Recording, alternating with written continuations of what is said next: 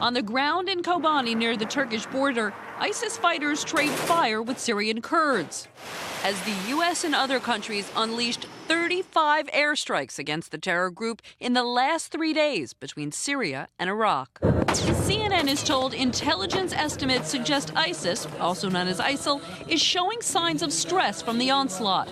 Maybe one reason the terror network is cooperating with al-Qaeda-linked al-Nusra Front. ISIL has to continue to advance to succeed. It has to maintain momentum, and we've begun to break that momentum. But the ISIS leader taunting the coalition as a failure.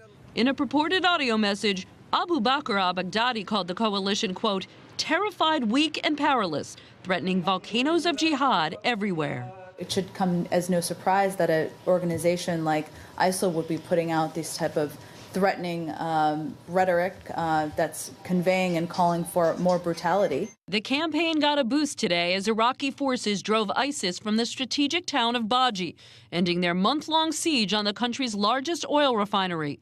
Government control of Baji could be a turning point, choking off ISIS supply lines to its stronghold in Tikrit. To capture all the territory it lost to ISIS, the president's top military advisor said Iraq will need 80,000 troops.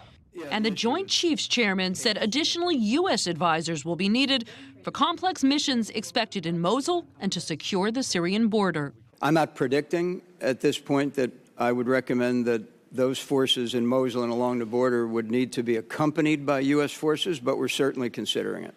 For just the third time, the U.S. went after the al-Qaeda-linked Khorasan group, believed to be the biggest threat to the U.S., hitting them near Aleppo.